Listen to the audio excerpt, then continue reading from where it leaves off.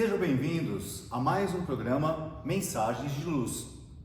Estamos estudando o livro Palavras de Vida Eterna, que foi psicografado por Francisco Cândido Xavier pelo Espírito de Emmanuel.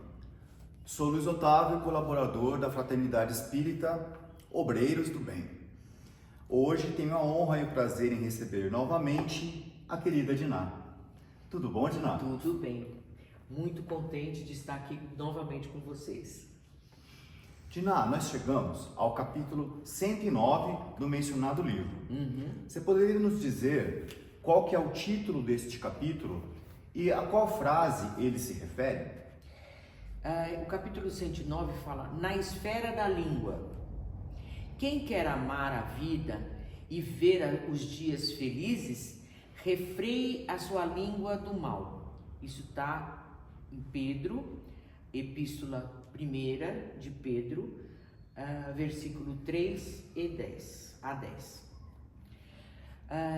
Essa lição, né, como todas as lições que tem nesses livros, é sempre uma lição, ele fala de como nós nos tornamos infelizes quando nós não freamos a nossa língua no mal. Né? Você começa a conversar com uma pessoa que ela às vezes está equivocada, ela está passando por momentos difíceis e você não tem uma recepção daquilo de uma forma respeitosa.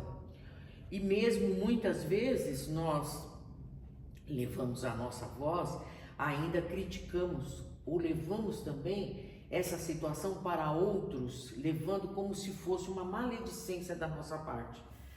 E isso não traz felicidade para nós.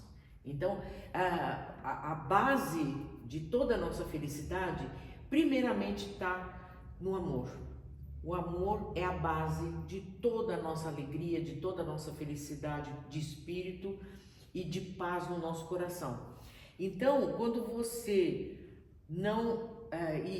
essa condução para o mal é uma coisa muito comum para todos nós.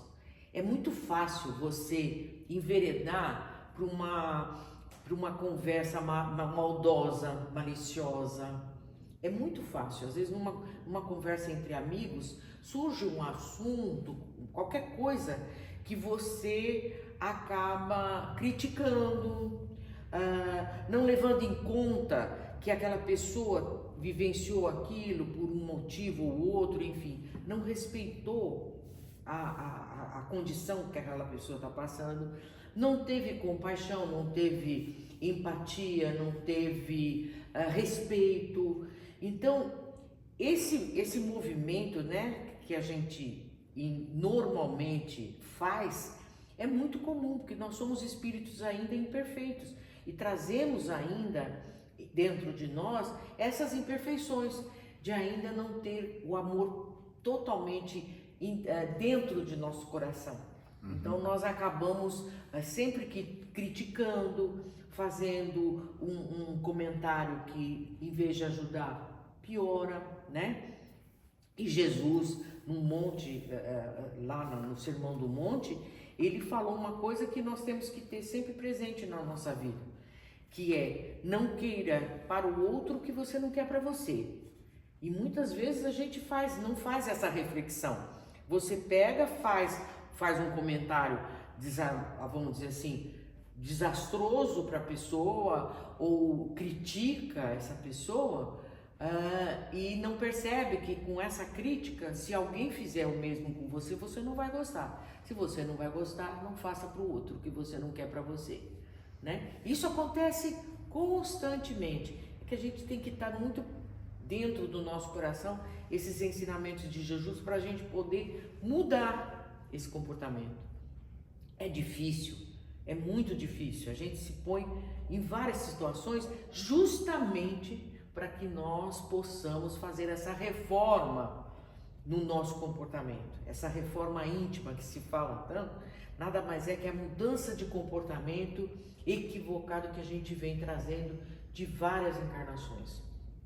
Então, com o conhecimento, nós podemos frear a nossa língua diante daquilo que a gente sabe que não é correto, que Jesus nos ensinou a sempre, em todas as formas, amar indiscriminadamente, sem preconceito, sem juízo daquilo que a pessoa está falando ou não. E enquanto nós não tivermos esse freio na nossa língua, né, mas esse freio da língua, ele parte do nosso coração, parte do nosso amor pelo próximo. O amor tem que ser assim distribuído de forma unânime para todos. Outro dia eu vi uma pessoa falando o seguinte: normalmente você vê aqueles drogados lá em São Paulo, na Cracolândia. Muitas pessoas chegam e falam assim: aqueles bandidos lá, que só gosta de crack, isso aí são os vagabundos. Tá, você está falando de uma pessoa que você não conhece. E se fosse um parente seu? Se fosse seu filho? Se fosse o seu pai? Se fosse a sua mãe? Como é que você reagiria a um comentário desse tipo diante de uma pessoa que está lá na rua se drogando num processo de destruição pessoal, né? Então você tem que amar indiscriminadamente todos, inclusive aqueles que estão desviados do bem. O bandido, o assassino, ele está no mal. Ele vai para a penitenciária, para a prisão, ele vai ser de alguma forma punido pelo que ele fez socialmente, mas o amor para com ele deve ser igual, porque ele é nosso irmão. Pode não parecer, mas se você pensar, e se fosse um irmão seu que está lá na penitenciária? Você ia falar que ele é um bandido, que ele é isso e aquilo? Como é que você quer que o outro te trate? É isso que Jesus ensinou. Você vai querer para o outro mesmo que você quer que o outro faça para você. Em relação a esta parte de realmente você refrear a sua língua do mal, da maledicência, de você não tratar as pessoas mal, vamos então concluir o que Emmanuel tem a nos dizer sobre esta fala de Pedro, não é? Sobre o que nós podemos, o que nós trazemos para o próximo em relação à nossa língua, não é? Você poderia ler para a gente os 3 últimos parágrafos para a gente refletir um pouco? Que é sempre uma conclusão da lição, né? Isso.